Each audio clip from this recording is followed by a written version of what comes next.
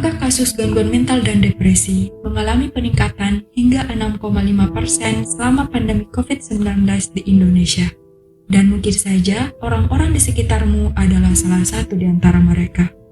Bagaimanakah tanggapan masyarakat umum terkait gangguan mental ini?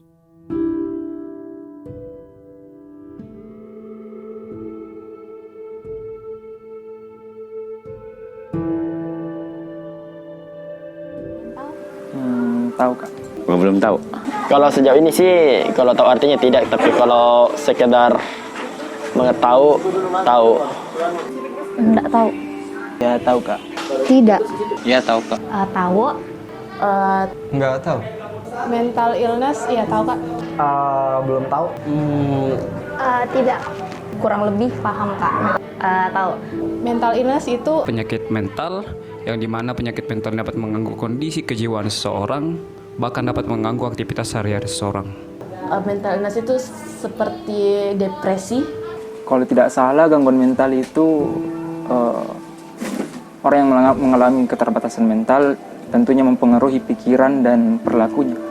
Suatu gangguan atau penyakit mental yang diidap oleh seorang manusia. Sebuah penyakit atau gangguan jiwa?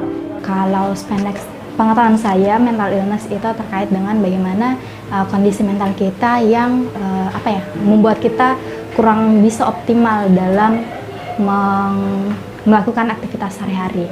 Baik itu mungkin karena lingkungan, karena pengaruh Dari diri kita sendiri juga bisa. akibat dari bullying begitu kak. Mental illness ya, kalau menurut saya itu mental illness adalah suatu penyakit gangguan kesehatan mental.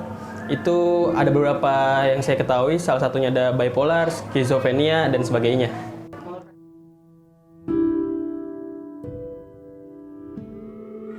Kalau sih penting. Kalau menurut saya kak penting. Ya sangat perlu. Harusnya penting. Sangat penting kak untuk mengetahuinya. Menurut saya penting. Ya penting kak. Perlu sih, perlu.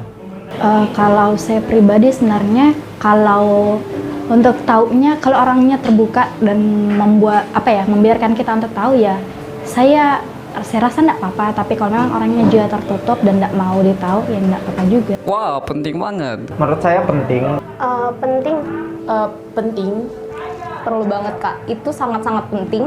Sangat penting. Edukasi tentang mental illness, ataupun kita tahu ada seseorang di sekitar kita yang memiliki mental illness atau tidak, itu sangat penting sih. Ya penting. Itu saya menurutku sesuatu yang wajib sih kak untuk semua orang, karena penyakit itu kan bukan tentang yang fisik saja begitu kak, tentang mental juga itu kan ada kak. Bisa kayak efeknya juga itu kak bisa lebih bukan membandingkan suatu penyakit, cuman kayak efeknya itu bisa lebih atau sama dengan penyakit yang mungkin bisa kelihatan efeknya secara langsung gitu kak. Bagi mereka yang belum paham, mungkin bisa lebih paham tentang apa itu mental illness.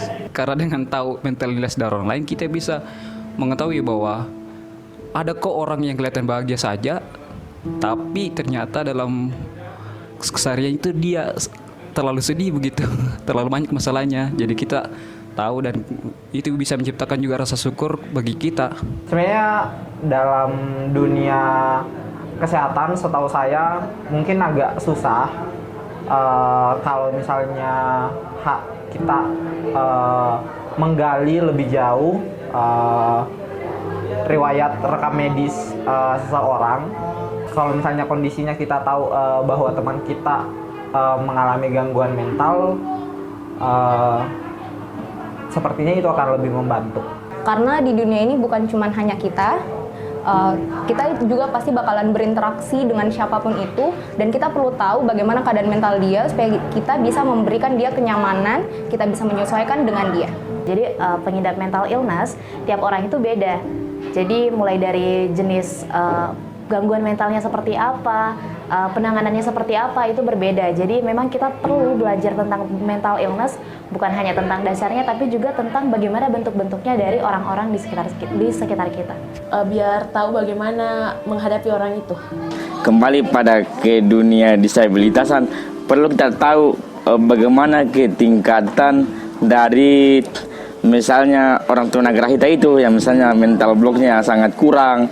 Jadi di tunagrahita itu biasa orang ditanya, kadang tidak nyambungi. Jadi perlu kita tahu bahwa, dan ada juga yang bervariasi, ada juga yang nyambungnya diajar bicara, lama kelamaan itu berubah begitu.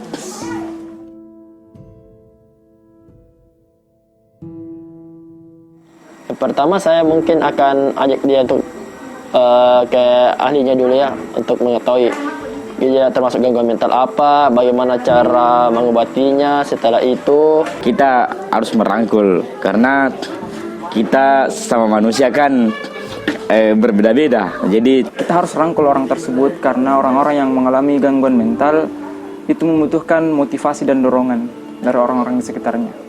Itu merangkulnya. Tetap jadi temani. Tetap ditemani main-main. Sekiranya untuk merangkulnya agar tidak terisolasi begitu, Kak. saya sih tidak terlalu terganggu kalau ada orang gangguan mental di sekitar saya. Saya akan tetap menganggap dia sebagai teman, tidak menjauhinya. Jangan dicela, karena memang begitu, Mi.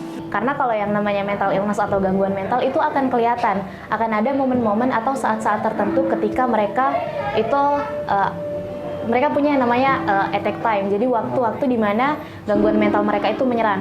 Nah, pada saat kita melihat gejala-gejala yang demikian di teman-teman kita, maka hal yang pertama yang menurut saya perlu untuk dilakukan adalah melakukan pendekatan. Kita coba tanya dulu, kira-kira apa sih kebiasaan buruk yang hadir kepada mereka ketika berada di momen-momen tertentu yang mereka kurang nyaman. Kalau saya pribadi, saya berupaya untuk kenal dulu orangnya, terus tahu dia sendiri mau diperlakukan seperti apa. Tapi pada umumnya saya akan berupaya untuk memperlakukan dia sebagaimana teman-teman yang lain. Maksudnya saya tidak membedakan dan melakukan diskriminasi. Menyarankannya ke psikiater dan mendukungnya. Saya akan suruh dia itu ke psikolog. Terus, kalaupun dia tidak mampu ke psikolog, ya kita memberikan masukan-masukan, kita berikan sesuatu yang membangun jiwa-jiwanya supaya tidak jatuh lagi, supaya bangkit lagi mentalnya, dan kita berusaha menjadi support systemnya bagi dia lah. Baiknya itu memang di reach out, Kak, dirangkul begitu, Kak. Merangkulnya. Lebih mendekatkan diri sama dia biar tahu bagaimana menghadapi dia, bagaimana menghadapi permasalahan yang ada biar tidak sendiri. Untuk orang-orang penyakit mental illness itu pasti, Kak, merasanya kayak kesepian atau susah untuk temukan teman yang bisa diajak cerita tentang masalah pribadi begitu, Kak. Karena kan pasti semua orang punya masalah pribadi, tapi mungkin beberapa orang kayak untuk bercerita itu, Kak, kayak sulit begitu, Kak, kan. Kita harus tahu dulu jenis gangguan mentalnya seperti apa. Kalau bisa cari tahu juga apa sih sebenarnya kebutuhan teman kita yang mengalami gangguan mental. Dengan begitu kita bisa sedikit membantu, sedikit mencari solusi untuk membantu dia. Tentu tidak boleh kita jauhi, tidak boleh kita pandang sebelah mata. Lakukan selayaknya teman seperti biasanya, saling perhatian antara satu sama lain, memberikan dukungan dan support, itu yang penting sih. Jangan dijauhi kalau mau dia lebih baik, tapi semakin didekati dan bantu dia untuk rasa lebih baik. Yang pertama, saya bakalan menanyakan bagaimana dia, apa yang membuat dia nyaman, supaya saya bisa merangkul, supaya saya bisa menyesuaikan, supaya saya bisa memberikan dia kenyamanan, dan begitu juga sebaliknya ke saya. Kita coba untuk berbicara, kita banyak tanya, kita tanyakan dulu kira-kira kalau mereka sedang ada dalam keadaan seperti itu, kita harus apa nih sebagai teman? Karena berbeda-beda, Kak. Ada orang yang ketika gangguan mental itu datang, mereka perlu untuk dipeluk, ada juga yang mereka perlu untuk ditinggalkan. Nah, maka sebelum kita mengambil tindakan, kita tanyakan dulu mereka nyamannya dipeluk atau ditinggalkan gitu.